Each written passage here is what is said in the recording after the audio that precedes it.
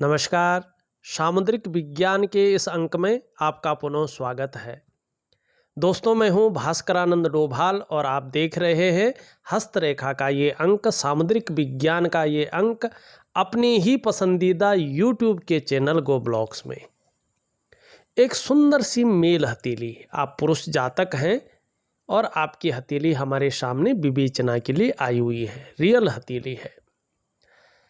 सबसे पहले अगर हम निगाह डालें तो आपकी हथेली का आकार हमें दिखाई दे रहा है, जो पूरी तरह से आयताकार है। निश्चित रूप से एक एनालिटिकल स्वभाव वाला व्यक्तित्व आपका है, एक जिज्ञासु प्रवृत्ति वाले आप व्यक्ति हैं।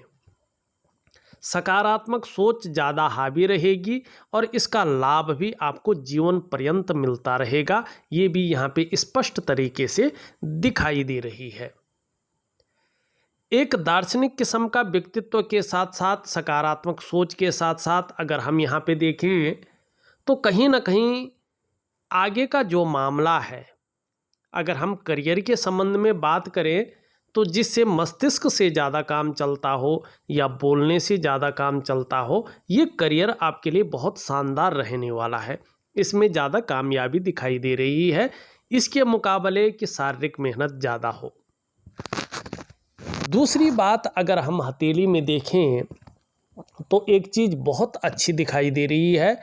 आपका जो भाग्य स्थान है और उस पे जो उंगली है ये सीधी खड़ी है, लेकिन कहीं ना कहीं इसका झुकाव हल्के रूप में आपकी बृहस्पति की ओर दिख रहा है और ये आपकी कर्म की उंगली है, आपके कर्मों को बताती है। निश्चित रूप से धर्म के साथ आपके कर्म मिलते हुए दिखाई दे रहे हैं। तो एक सकारात्मक सोच के साथ साथ अगर हम देखें तो आपकी मानसिक क्षमता, आपकी मस्तिष्क की ताकत, उसकी पावर और साथ में ये उंगली भी इस तरह से झुक रही है तो आपकी आध्यात्मिक क्षमता भी बहुत अच्छी रहने वाली है। दूर नहीं है वो दिन जब आपको जो है अपने भाग्य का पूरा साथ मिलता हुआ यहाँ पे दिखाई दे रहा है। स्वाभिमानी रहेंगे, विवेक बहुत अच्छा रहने वाला है, दूसरों की मदद करने की भावना आपके अंदर है, इसका लाभ होगा और बुद्धिमत्ता से काम लेंगे। भाग्य आने वाले समय में निश्चित तौर पे साथ देता हुआ यहाँ पे दिखाई दे रहा है। एक चीज हम देखें, आपका मणिबंध, ये पहली रेखा देखें तो ये बहुत शानदार है, बहुत अच्छी और पावरफुल दिखाई दे रही है। ये है स्वास्थ्य की रेखा, आरोग्य की रेखा और तंदुरुस्ती की रेखा। चाहे स्वास्थ्य का मामला हो, चाहे आरोग्य का मामला हो या चाहे तंदुरुस्ती का मामला हो, इसमें कहीं भी ये नहीं दिखाई दे रहा है कि कोई लंबी बीमारी आपके अंदर आए या कोई भयंकर कष्ट देने वाली बीमारी आपके अंदर आए या कोई जीवन को बिल्कुल ही ख़त्म कर दे, इस प्रकार की लाइलाज बीमारी आपके अंदर आए, ऐसा नहीं दिखाई दे रहा है। आपके मणिबंध की जो स्वास्थ्य की लकीर है ऐसा नहीं बता रही है। चाहे स्वास्थ्य का मामला हो, चाहे आरोग्य का मामला हो, चाहे तंदुरुस्ती का मामला हो, बहुत कष्टप्रद चीज़ें नहीं दिख रही हैं।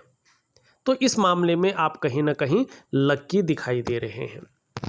दूसरी रेखा की बात करें तो ये रेखा यहाँ से निकल रही है, फिर रेखा यहाँ से भी जो है निकल रही है, तो बीच में डिस्टरबेंस पैदा कर रही है, छूट रही है।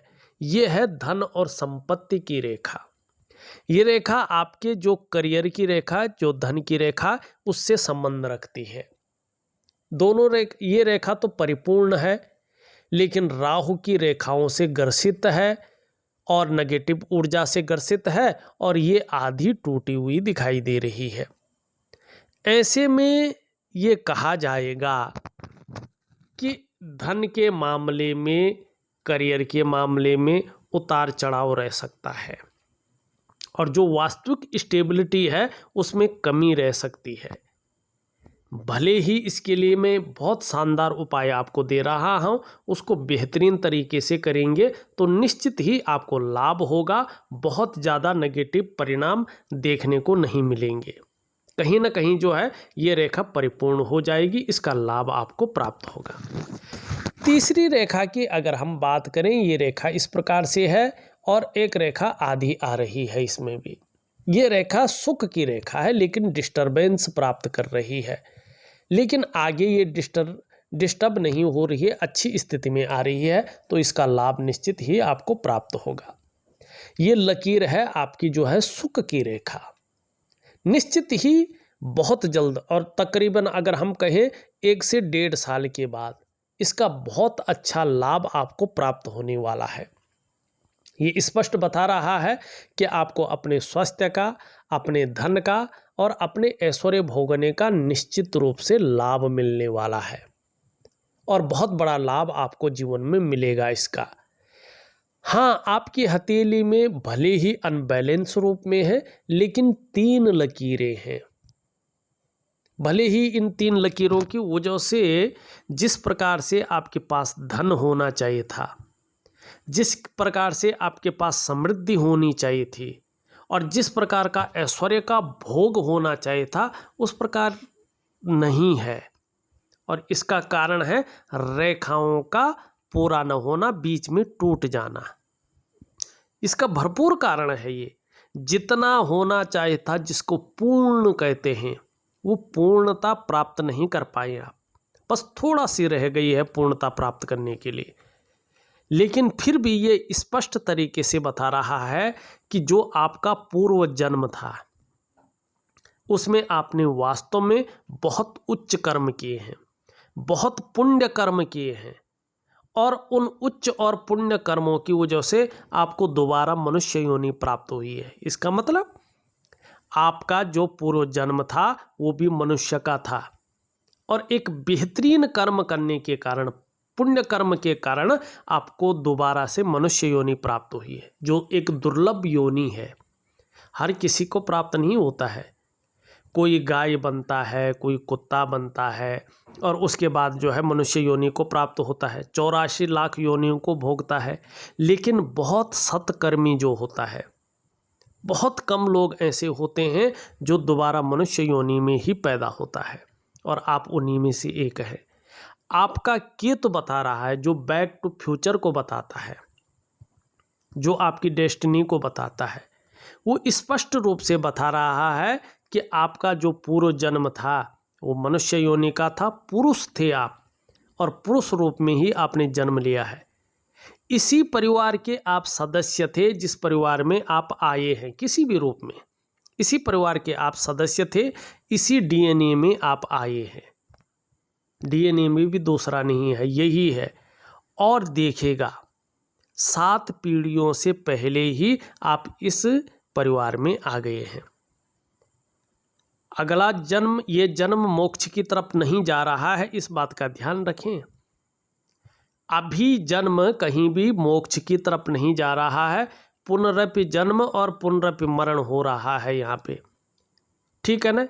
क्योंकि जीवन में जो संघर्ष है, इस जीवन में आप इस संघर्ष को पूरा नहीं कर पाएंगे।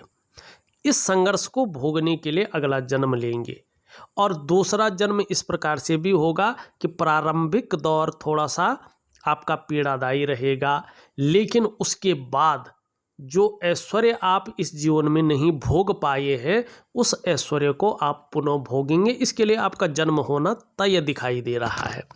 आपका केतु स्पष्ट तरीके से बता रहा है। अगर आपको हस्तरेखा में थोड़ा भी शंका होती है तो किसी अच्छे विद्वान व्यक्ति को अपनी जन्म पत्री जरूर बताएं। निश्चित रूप से अगर वो जन्म पत्री को अच्छी तरह से जानते होंगे या भृगु संहिता को जानते होंगे तो आपके पूर्व जन्म और आने वाले जन्म के बारे में ये चीज़ें जरूर बताएंगे। आप परख लेना, निश्चित रूप से इन चीज़ों की ओर जो है ये आपको ले जाएगा। अब यहाँ पे एक चीज़ देखिए, केतु के पर्वत पे ही शानदार चीज़ें दिख रही है जो मैंने कहा, लेकिन छोटी छोटी गौण रेखाएं भी दिखाई दे रही है और हल्का कालापन भी घेर रहा है। इसका मतलब है देखिएगा जीवन में कोई ना कोई चिंता तो बनी रहेगी और थोड़ा सा संघर्ष भी जीवन में बाकी है, वो भी बना रहेगा, लेकिन बहुत ज़्यादा नहीं है, ये भी दिखाई दे रहा है। अब एक चीज़ देखिएगा आप, यहाँ पे आपकी हथेली में रेखाओं का बहुत बड़ा जाल बन गया है और बहुत स्पष्ट और बहुत पक्की रेखाएं एक दूसरे को काट रही हैं। ये आपके जीवन में कहीं ना कहीं नेगेटिव ऊर्जा तो है, बहुत ज़्यादा प्रभाव इसलिए नहीं दे रही है कि पूर्व जन्म के सत्कर्म है। केतु अच्छे भाव में प्रभावशाली है, तो इसलिए इसका जो नेगेटिव परिणाम है जीवन में ज़्यादा नहीं मिल रहा है, लेकिन कहीं नहीं कहीं इन रेखाओं का होना बताता है कि सबसे पहला प्रभाव आपके मन और मस्तिष्क पे पड़ रहा है। कहीं ना कहीं ये उलझन की स्थिति को क्रिएट कर रही है, दुविधा देती हुई दिखाई दे रही है, उलझन देती हुई दिखाई दे रही है, कन्फ्यूजन की स्थिति को पैदा करने की कोशिश कर रही है और जो आपकी निर्णय लेने की ताकत है उसको छीन करने की भी कोशिश कर रही है, जिससे व्यक्ति एक सही तरीके से निर्णय न ले सके। अगर व्यक्ति निर्णय ले भी तो ऐसा निर्णय ले कि वो गलत साबित हो और उसके लिए उसका भुगतान व्यक्ति को करना पड़ा। दूसरा, इसका प्रभाव आपकी सेहत पे निश्चित तौर पे पड़ रहा है, चाहे वो शारीरिक स्वास्थ्य हो चाहे वो मानसिक स्वास्थ्य हो, ये विकार देने की कोशिश कर रहा है। बाकी सब ठीक है, लेकिन एक नेगेटिव ऊर्जा सारी चीज़ों में कहीं ना कहीं अड़चन डाल रही है। तीसरा, इसका प्रभाव आपके रिश्तों पे पड़ रहा है, चाहे वो पारिवारिक रिश्ता हो, चाहे वो दाम्पत्य जीवन का रिश्ता हो, चाहे वो कुटुंब का रिश्ता हो, चाहे वो सामाजिक रिश्ते हों, चाहे वो प्रोफेशनल रिश्ते हों। कहीं ना कहीं रिश्तों में जो सामंजस्य रहना चाहिए उसमें कमी की ओर ये संकेत कर रहा है, उसमें बिखराव पैदा करने की ओर ये ले जा रहा है और उन रिश्तों का जो पूरा सुख है उसके भोगने में ये परिस्थितियां सामने ला रहा है। थोड़ा आपको सजग रहने की आवश्यकता है। चौथा, इसका प्रभाव आपकी आर्थिक सेहत पे पड़ रहा है। या तो हथेली में पैसा नहीं टिक पा रहा होगा, या तो खर्चे ज़्यादा आ रहे होंगे, या धन का संचय उस रूप में नहीं हो पा रहा है जिस रूप में आप करना चाहते हैं।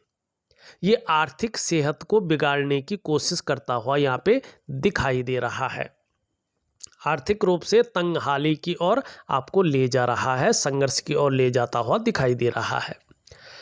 पांचवा और सबसे बड़ा प्रभाव इसका निश्चित रूप से आपके कार्यों पे पड़ता है। आपकी जो डेवलपमेंट है, आपकी जो प्रोग्रेस है, उसमें ये उसका पैराग्राफ को नीचे डाउन करने की कोशिश करता है।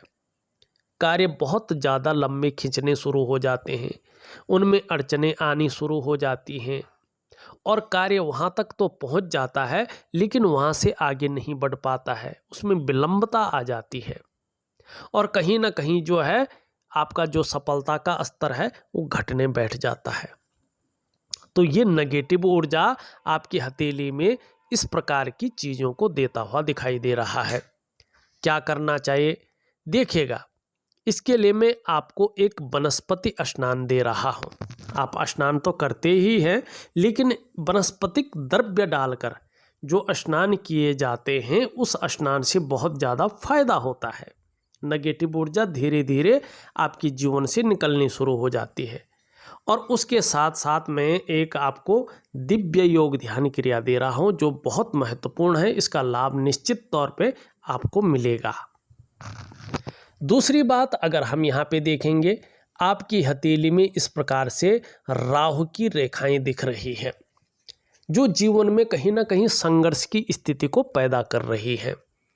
तो इस संघर्ष की स्थिति को ठीक करने के लिए आपको बहुत ज़्यादा कुछ करने की ज़रूरत नहीं है, क्योंकि सुबह पूजा में अगर आप 5 मिनट काल भैरवाष्टकम अगर पढ़ सकते हैं नियमित रूप से तो इसका बहुत अच्छा फायदा आपको होगा। बाकी जो इसका प्राकृतिक उपाय है ये सब करने की आपको नहीं है ज़रूरत, आप केवल काल भैरवाष्टकम पढ़िएगा। देवराज सैव्यमान पाओ नांघ्रि पंकजम व्याल यज्ञ सूत्र मिंदु शेखरम कृपाकरम। इस प्रकार का जो काल भैरवाष्टकम है रोज पढ़िएगा। राहु का जो प्रभाव जीवन में है वो धीरे धीरे कम होगा और जीवन में सफलता बहुत अच्छे रूप में आपको मिलेगी। अब हम चलते हैं आपकी हथेली में। हमने जो है आपके इस चीज़ को देख लिया है। अब देखिएगा इन चीज़ों की ओर जो है हम शायद चले गए हैं। ये उंगली इस तरह से तो यश की प्राप्ति की ओर दिखा रही है और ये इस तरह से है। तो लेकिन इसको देखें, एक सुखद जीवन जीने की चाह रखने वाला व्यक्तित्व है और सुखद जीवन जीने के लिए प्रयत्नशील व्यक्तित्व दिखाई दे रहा है। यहाँ पे अगर हम देखते हैं ये आपकी हृदय की लकीर है। यहाँ पे इंडेक्स की जो फिंगर है, मिडिल की जो फिंगर है, उसके बीच में देख रही है। इस पे देव गुरु बृहस्पति का और शनि का दोनों का प्रभाव पड़ रहा है, बलाबल आ रहा है। निश्चित ही आप अपने जीवन काल में बहुत बड़े महत्वाकांक्षी व्यक्ति हैं।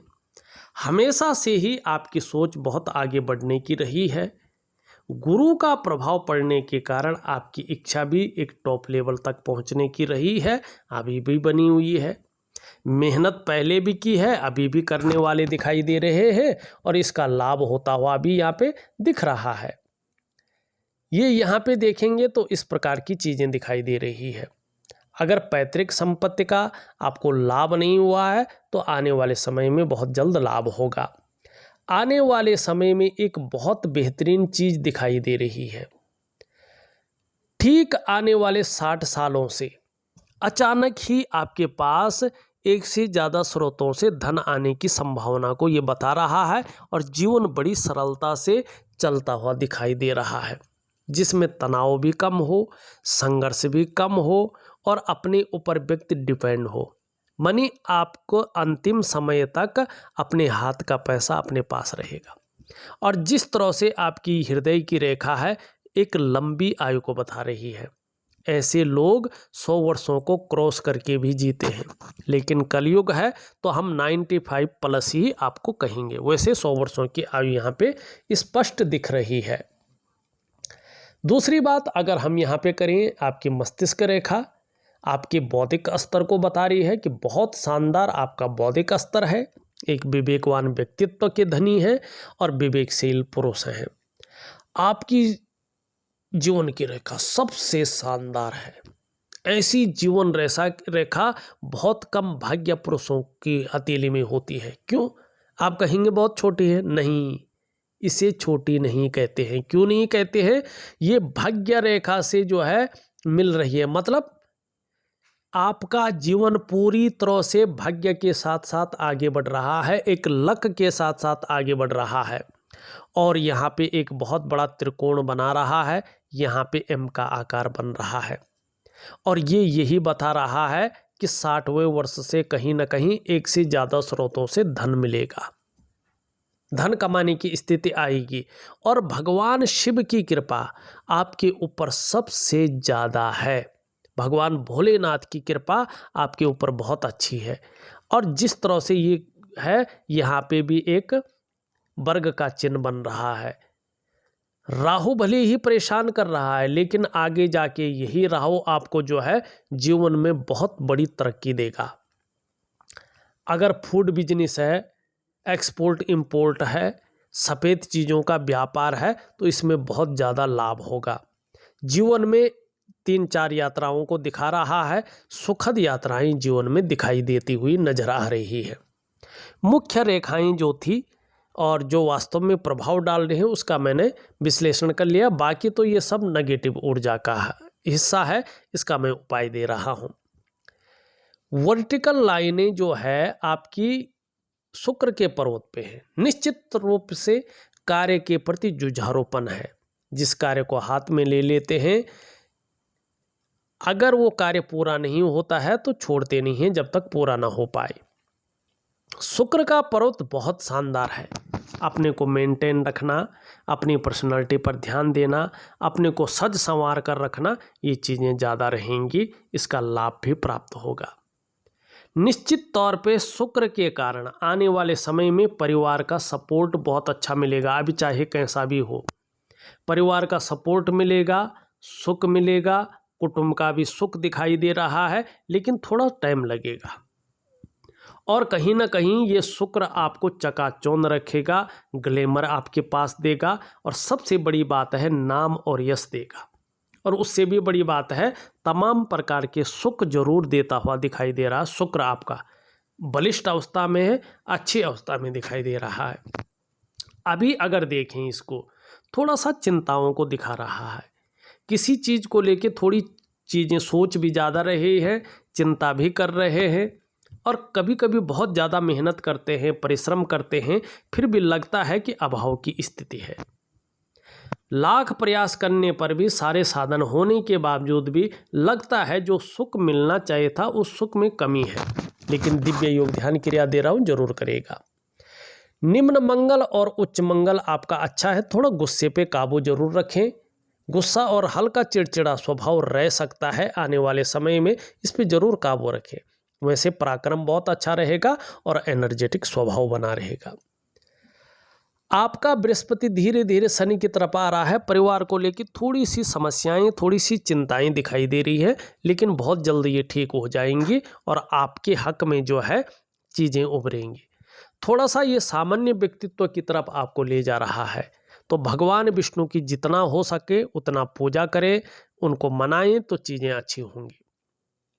धीरे धीरे सुबह उठने में हल्की आलस्य की प्राप्ति हो सकती है, इसकी तरफ ध्यान दें।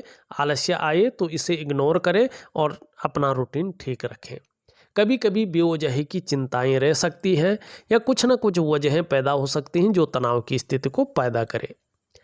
यहाँ पे अगर हम देखते हैं तो शानदार तरीके से जो है योग के ये त्रिकोण और चतुष्कोण बन रहे हैं। निश्चित रूप से आने वाले समय में अगर व्यापार करेंगे तो व्यापार में अच्छा लाभ होगा, आर्थिक स्थिति बहुत सबल हो जाएगी, और कहीं ना कहीं बड़ा घर और बड़ी गाड़ी की जो सपना है वो पूरा हो जाएगा।